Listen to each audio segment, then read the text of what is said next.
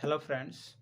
इस video lecture में हम सीखेंगे इन हायरार्किकल इनहेरिटेंस के ऊपर एक प्रोग्राम कि हम हायरार्किकल इनहेरिटेंस के ऊपर एक एग्जांपल को कैसे सॉल्व करते हैं और कैसे इसके ऊपर एक प्रोग्रामिंग किया जाता है।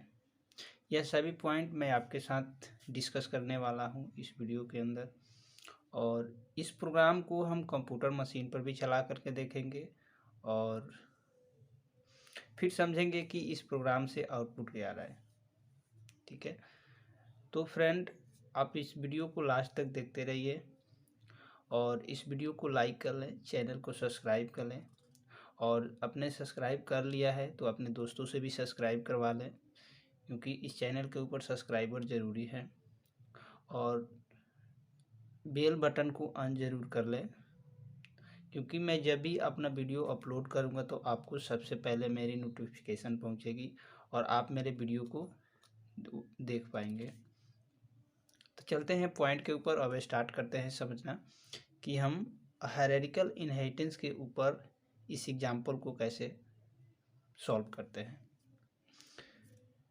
तो सबसे पहले है हमने बनाया एक क्लास। तो बैक लेकर के चलता हूँ पीछे। क्या आपको हायरार्किकल इनहेरिटेंस के बारे में अच्छे से नॉलेज है? अगर हाँ तो ठीक है, और अगर नहीं है नॉलेज तो खैर कोई बात नहीं, आप मेरे प्लेलिस्ट के अंदर जा सकते हैं और वहाँ पे मैं इनहेरिटेंस की सभी पॉइंट डिस्कस किया हूँ कि इनहेरिटेंस सबसे पहले होता क्या है, इनहेरिटेंस के टाइप्स कितने होते हैं और इनहेरिटेंस में टाइप होते हैं तो उनके ऊपर हम एग्जाम्पल प्रोग्राम कैसे बनाते हैं। ठीक है, ये सभी पॉइंट उस वीडियो में डिस्कस किया हूँ। और हायरार्किकल इनहेरिटेंस के ऊपर भी आपको एक वीडियो मिलेगा, जिस वीडियो में मैं इंट्रोडक्शन पार्ट कवर किया हूँ और उस इंट्रोडक्शन पार्ट के अंदर एक एग्जांपल भी मैं सॉल्व करवाया हूँ।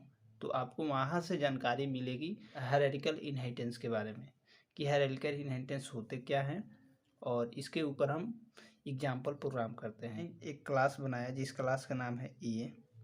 इस क्लास का यहाँ से हमने बॉडी स्टार्ट किया, फिर यहाँ से हमने बॉडी को क्लोज किया। इस क्लास के अंदर हमने अमाउंट नाम का एक वेरिएबल लिया जिसका डेटा टाइप हमने रखा डबल। इसमें हमने वैल्यू इनिशियलाइज कर दिया 2050। ठीक है, उसके बाद यहाँ से आपका क्लास फिनिश होता है एक क्लास। उसके बाद हमने एक दूसरा क्लास बनाया जिस क्लास का नाम है बी। इसमें हमने ए क्लास को इनहेरिट कर लिया with the help of extend keyword की मदद से। उसके बाद इसमें हमने डेटा मेंबर बनाया दो, आईडी और ए। आईडी को हमने इंट रखा, ए को हमने इंट रखा। आईडी में 101 रखा और ए में हमने 10 रखा।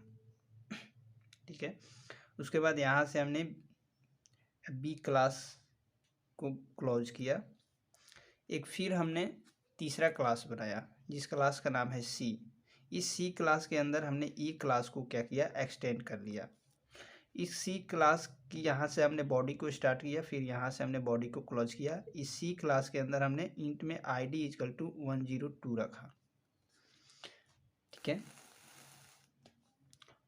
उसके बाद हम यहाँ से एक मेन क्लास बनाएंगे। अभी आप यहाँ से देखो तो हमने ए क्लास बनाया सबसे, उसके बाद बी क्लास बनाया, उसके बाद हमने सी क्लास बनाया। ठीक है, यहाँ पे देखो इन हायरार्किकल इनहेरिटेंस का कॉन्सेप्ट यही होता है। हमने एक बेस क्लास को हमने दो सब क्लास के अंदर डिराइव किया, तो यहाँ पे हमारा एक क्या है, बेस क्लास है, और इस क्लास को हमने एक बी क्लास के अंदर और सी क्लास के अंदर यहाँ पे डिराइव कर रहे हैं, मतलब इनहेरिट कर रहे हैं। तो वही मतलब कि यहाँ पे आपका क्लास ए को हमने बी क्लास के अंदर और सी क्लास के अंदर डिराइव कर लिया with the help of extend keyword, क्योंकि हमें मालूम है ऑलरेडी कि हम इनहेरिटेंस करते हैं तो उसमें एक्सटेंड कीवर्ड यूज करते हैं, तभी जाकर हम इनहेरिटेंस की फंक्शनलिटी को अचीव करते हैं और परफॉर्म कर पाते हैं। तो हमने बेस क्लास को दो सब क्लास के अंदर डिराइव कर लिया, और हायरार्किकल इनहेरिटेंस का कॉन्सेप्ट आपका यही होता है, आपको ऑलरेडी मालूम है। ठीक है, उसके बाद हमने यहाँ से देखो, यहाँ से हमने क्या किया, एक मेन क्लास बनाया, जिस क्लास का हमने रखा मेन, और जावा का मेन मेथड हमने लिख लिया public static void main string array argument pass करके। आपको जावा का मेन मेथड के बारे में मालूम है, तो वही हमने यहाँ पे लिख लिया। उसके बाद मेन मेथड का यहाँ पे हमने बॉडी स्टार्ट करी, ठीक है। उसके बाद देखो यहाँ पे हमने बी और सी क्लास का ऑब्जेक्ट 1 और ऑब्जेक्ट 2 बनाया, और यहाँ पे बी और सी क्लास आपका कंस्ट्रक्टर कॉल हो रहा है। अगर आपको कंस्ट्रक्टर के बारे में जानकारी नहीं है तो आप मेरे प्लेलिस्ट के अंदर जा कर के यहाँ से जानकारी ले सकते हैं कि क्लास का कंस्ट्रक्टर क्या होता है, कंस्ट्रक्टर कितने टाइप्स के होते हैं, कंस्ट्रक्टर का मतलब क्या होता है, है ना। ये सभी जानकारी मैं अपने प्लेलिस्ट के अंदर कंस्ट्रक्टर के वीडियो के अंदर कवर किया हूँ, तो आप वहाँ से जानकारी ले सकते हो, ठीक है। तो आगे बढ़ते हैं।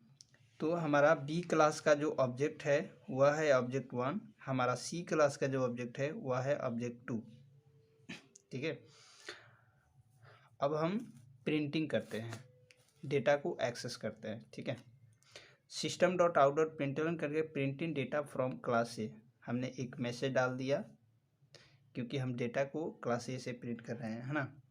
System dot out dot println करके हमने अमाउंट डॉट अमाउंट को हमने प्रिंट कराया, ऑब्जेक्ट डॉट अमाउंट, ठीक है।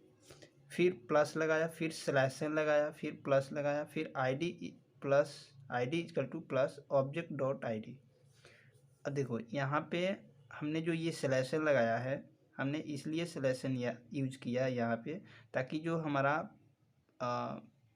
प्रिंटिंग हो एक दूसरे लाइन में हो। यहाँ से जो आईडी प्रिंट होगा ये दूसरे लाइन में होगा, और ये जो अमाउंट वाला जो वेरिएबल प्रिंट होगा वह हमारा एक सिंगल लाइन में होगा, ठीक है।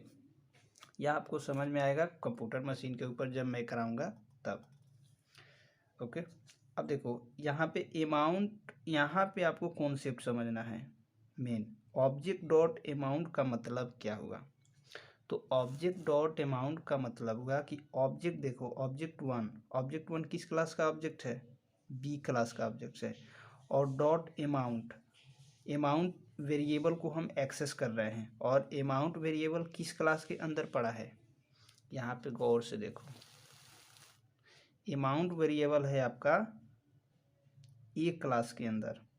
तो यह बताओ आप मुझे, क्या इस बी क्लास की ऑब्जेक्ट के थ्रू हम ए क्लास की रिसोर्स को एक्सेस कर सकते हैं क्या? जी हाँ, कर सकते हैं। क्यों कर सकते हैं? क्योंकि मेरा जो बी क्लास है ए क्लास को इनहेरिट कर रहा है with the help of extend keyword की मदद से।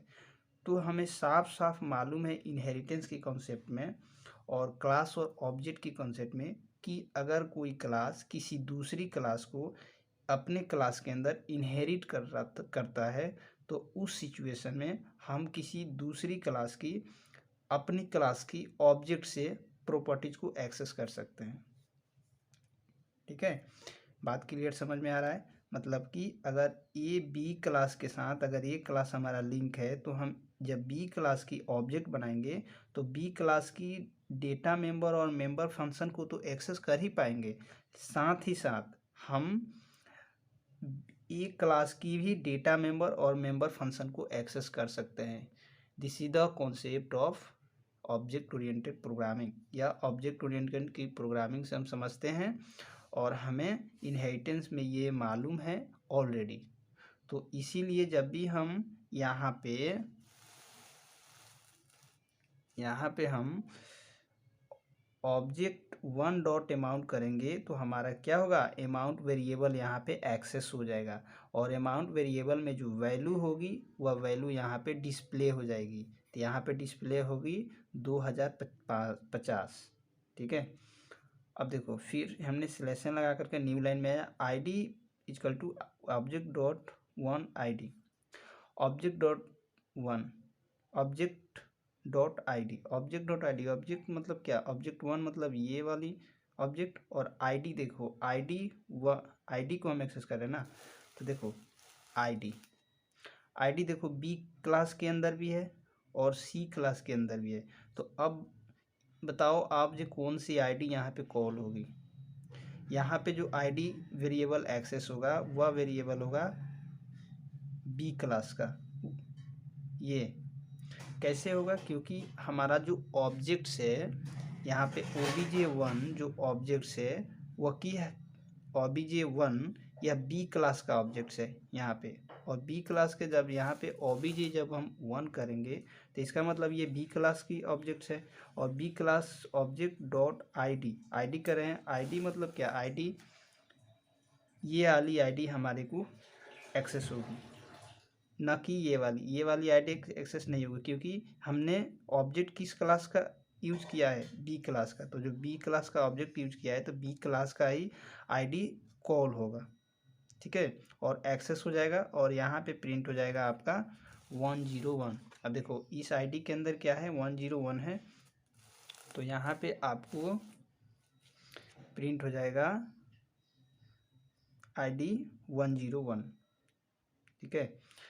तो ये तो आपका हो गया प्रिंटिंग ए क्लास का। अब हम बी क्लास को प्रिंट करते हैं। System dot out dot println करके एक मैसेज डाला और सी क्लास की वेरिएबल को एक्सेस कर रहे हैं, ठीक है।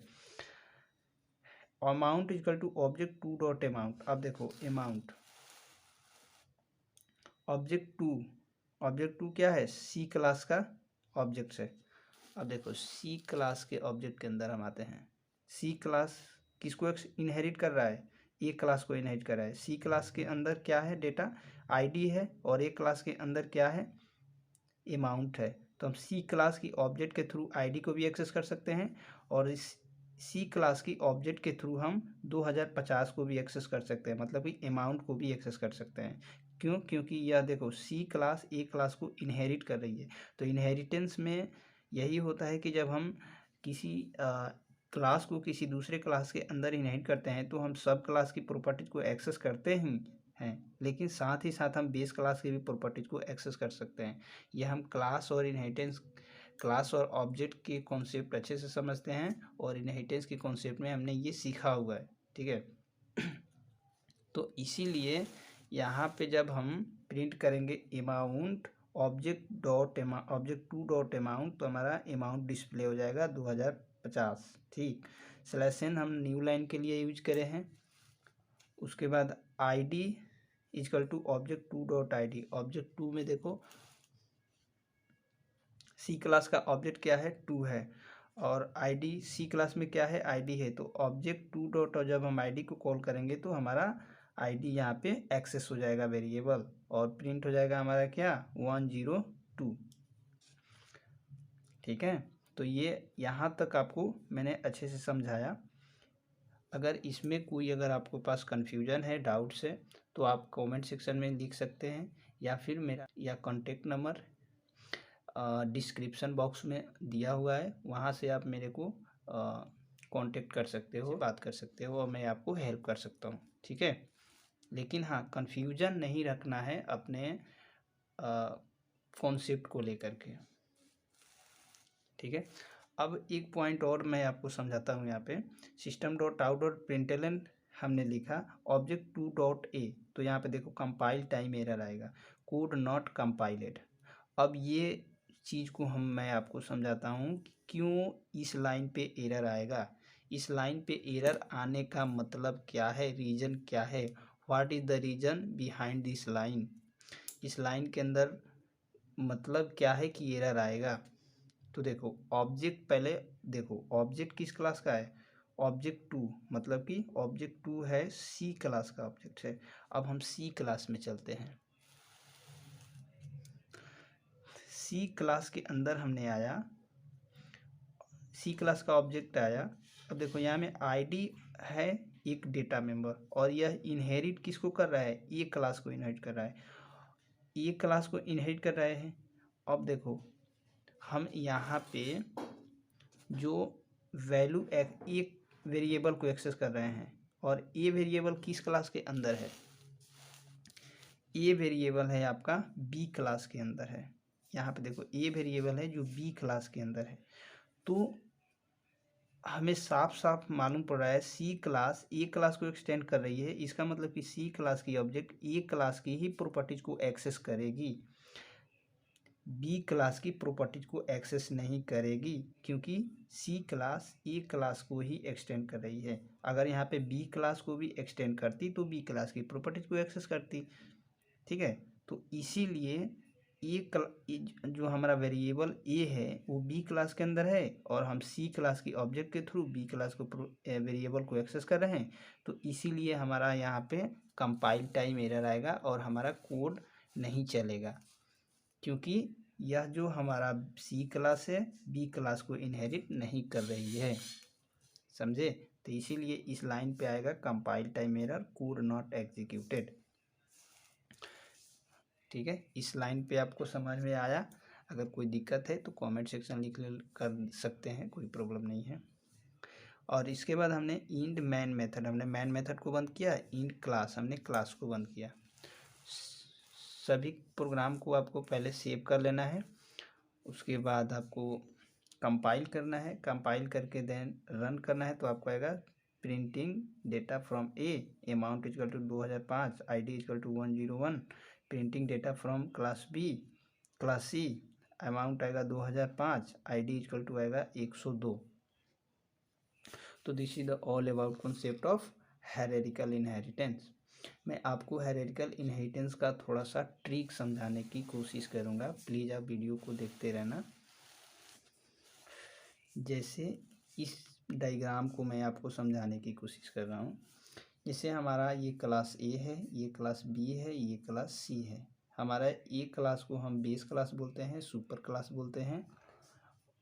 ठीक है, और यह जो हमारा या पेरेंट्स क्लास भी बोलते हैं, या जो इस क्लास को हम इसमें डिराइव कर रहे हैं बी क्लास के अंदर, जो कि चाइल्ड क्लास है और सब क्लास है। ए क्लास को हम फिर सी क्लास के अंदर डिराइव कर रहे हैं, जो कि चाइल्ड क्लास है या सब क्लास है। ठीक है, अब देखो यहाँ पे बी क्लास का ऑब्जेक्ट बनाया obj1, सी क्लास का ऑब्जेक्ट बनाया obj2। तो इसमें यह हायरार्किकल इनहेरिटेंस का डायग्राम है, हमें ऑलरेडी मालूम है। तो अब देखो इसमें है कि यह जो बी क्लास का ऑब्जेक्ट है सिर्फ और सिर्फ ए क्लास की ही डेटा मेंबर और मेंबर फंक्शंस को एक्सेस कर सकता है।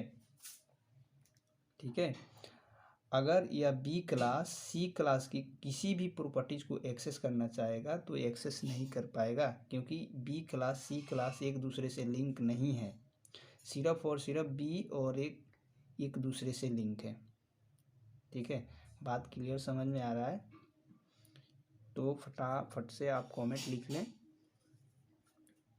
ठीक है, तो इसीलिए या फिर यहाँ पे भी अगर हम क्लास सी है और ए है, तो सी क्लास ए क्लास को इनहेरिट अगर करती है तो सी क्लास का ऑब्जेक्ट ए क्लास की ही प्रॉपर्टीज को एक्सेस कर सकता है। अगर बी क्लास की प्रॉपर्टीज को एक्सेस करना चाहेगा तो यहाँ पे कंपाइल टाइम एरर आएगा और कोड हमारा नॉट एग्जीक्यूटेड आएगा। तो इस डायग्राम को देखते हुए आपको प्रोग्रामिंग करना है, और यह जो डायग्राम है हायरार्किकल इनहेरिटेंस का डायग्राम है। समझे? और जब भी आपको एग्जाम में आए कि हायरार्किकल इनहेरिटेंस के ऊपर एक आप प्रोग्रामिंग करिए, तो आपको इसी डायग्राम को देखते हुए इस कोड को लिखना है अपने एग्ज़ाम में। मैं गारंटी दे करके कहता हूँ आपको बहुत अच्छे मार्क्स आएंगे। ठीक है, तो फ्रेंड इस वीडियो को ज़रूर लाइक कर लें, चैनल को सब्सक्राइब करें, अगर कर लिए हैं तो अपने दोस्तों से भी सब्सक्राइब करवा लें, क्योंकि सब्सक्राइबर ज़रूरी हैं। और इस प्रोग्राम को हम चलते हैं अब कंप्यूटर मशीन पर चला कर देखते हैं। फ्रेंड, तो हम आ चुके हैं अपने कंप्यूटर मशीन के ऊपर। इस प्रोग्राम को हम जो थ्योरी पार्ट करे थे उसे अब हम प्रैक्टिकल करेंगे। ठीक है, तो वीडियो को लास्ट तक देखना, तभी आपको समझ में आएगा। सबसे पहले हमने क्या किया, एक क्लास बनाया जिस क्लास का नाम है ए। इसके अंदर हमने अमाउंट में 2050 सेट किया, इनिशलाइज कर दिया। ठीक, एक वेरिएबल के अंदर जिसका हमने डेटा टाइप रखा डबल। ठीक है, एक और वहाँ देखो यहाँ आपका क्लास ए फिनिश हो रहा है। उसके बाद क्लास हम एक दूसरा बनाए जिसका नाम है बी। इसके अंदर हमने एक क्लास को इनहेरिट कर लिया। ठीक, उसके बाद हमने इसके अंदर बी क्लास के अंदर हमने इंट में आईडी लिया और इंट में ए लिया। वेरिएबल। आईडी में हमने 101 रखा और ए में हमने 10 रखा। फिर यहाँ आपका देखो क्लास बी फिनिश हो रहा है। फिर हमने एक दूसरा क्लास बनाया सी, और इसमें फिर हमने इनहेरिट कर लिया ए क्लास को। अब देखो इसमें बी में हमने इनहेरिट किया था ए क्लास को, और सी में भी हम इनहेरिट कर रहे हैं ए क्लास को। इसका मतलब क्या, हमारा ए क्लास जो है मेन बेस क्लास है ये। और इनहेरिटेंस में हम कौन सा टाइप कर रहे हैं, हायरार्किकल इनहेरिटेंस। तो हायरार्किकल इनहेरिटेंस में ध्यान रहे, जब भी आप किसी क्लास को इनहेरिट करेंगे तो बेस क्लास को ही आप अपने सब क्लास के अंदर इनहेरिट करेंगे। ठीक है, अगर आप यहाँ पे ए की जगह पे, अगर सी में ए की जगह पे अगर आप बी लिख दोगे तो ये गलत हो जाएगा और हायरार्किकल इनहेरिटेंस नहीं होगा। ठीक है, तो जब भी आपको लिखना है ए ही लिखना है, क्योंकि हमारा ए जो है बेस क्लास है। राइट। इंट में हमने आईडी रखा, आईडी में 102 सेट किया। यहाँ पे आपका सी क्लास फिनिश हो रहा है नीचे। फिर हमने एक मेन क्लास बनाया, इसके अंदर public static void main method लिखा, जो कि जावा का आपका मेन मेथड है। इसके अंदर बी क्लास का हमने obj1 और सी क्लास का obj2 दो ऑब्जेक्ट बनाए। उसके बाद प्रिंटिंग हमने एक मैसेज दिया ताकि प्रिंटिंग हमारा फाइनल अच्छा दिखे। तो हम प्रिंट कर रहे हैं क्लास ए की डेटा, मतलब कि इस डेटा को हम प्रिंट कर रहे हैं। तो हम प्रिंट करेंगे कैसे, अमाउंट इक्वल टू हमने obj1 डॉट अमाउंट वेरिएबल को एक्सेस कर रहे हैं। obj1 मतलब क्या, बी क्लास की ऑब्जेक्ट, और बी क्लास की ऑब्जेक्ट हम अमाउंट वेरिएबल को एक्सेस कर रहे हैं। और अमाउंट वेरिएबल किस में पड़ा है, ए क्लास के अंदर पड़ा है। और ए क्लास किसके अंदर इनहेरिट है, बी क्लास के अंदर इनहेरिट है। तो हम डायरेक्टली बी क्लास की ऑब्जेक्ट के थ्रू अमाउंट वेरिएबल को एक्सेस कर पाएंगे, इसीलिए हमारा यहाँ पे एक्सेसेबल हो जाएगा और हमारा ये मेथड चल जाएगा, हमारा ये स्टेटमेंट चल जाएगा और अमाउंट वेरिएबल प्रिंट हो जाएगा। आईडी में हमने फिर एक्सेस किया, ID object one dot ID. Object one मतलब क्या, बी क्लास का ऑब्जेक्ट है। आईडी किस में है, आईडी है आपका बी क्लास के अंदर भी है और सी क्लास के अंदर भी है। तो यहाँ पे कौन सी आईडी एक्सेस होगी, बी क्लास की आईडी एक्सेस होगी। क्यों होगी, क्योंकि हमने ऑब्जेक्ट किसका लगाया है, ऑब्जेक्ट लगाया है हमने बी क्लास का। तो हमेशा हम बी क्लास की जब ऑब्जेक्ट लगाएंगे तो हम बी क्लास की ही तो रिसोर्स को एक्सेस कर पाएंगे। तो इसीलिए हमारा आईडी में 101 प्रिंट हो जाएगा, 102 प्रिंट नहीं होगा। ठीक है, यहाँ तक बात क्लियर समझ में आ रहा है। कोई डाउट है तो कमेंट सेक्शन में लिखो, या फिर मेरे डिस्क्रिप्शन में कॉन्टेक्ट नंबर है, उस पर आप कॉन्टेक्ट करो। ठीक है, उसके बाद हमने प्रिंटिंग लिखा क्लास सी, हमने क्लास सी से प्रिंट कराया अमाउंट। फिर हमने क्या किया, amount equal to object two dot amount. Object two मतलब कि हमारा सी क्लास का ऑब्जेक्ट है, और हम एक्सेस किसको कर रहे हैं, अमाउंट वेरिएबल को। अमाउंट वेरिएबल किस में पड़ा है, ए क्लास के अंदर पड़ा है, और सी क्लास ए क्लास को इनहेरिट तो यहाँ पे कर ही रहा है। तो हम साफ साफ क्या करेंगे, सी क्लास की ऑब्जेक्ट के थ्रू हम ए क्लास की रिसोर्स को एक्सेस कर पाएंगे। रिसोर्स मतलब data member and member function. तो हमारा ये अमाउंट क्या है, ए क्लास का डेटा है। तो डेटा है तो हम आसानी से एक्सेस कर पाएंगे सी क्लास की ऑब्जेक्ट के थ्रू, क्योंकि सी क्लास ए क्लास को इनहेरिट कर रहा है। तो इसीलिए ऑब्जेक्ट टू डॉट जब हम अमाउंट करेंगे तो हमारा एक्सेसिबल अलाउ है, और हमें मिल जाएगा वैल्यू कितना, 2050। पॉइंट क्लियर हो रहा है, ओके।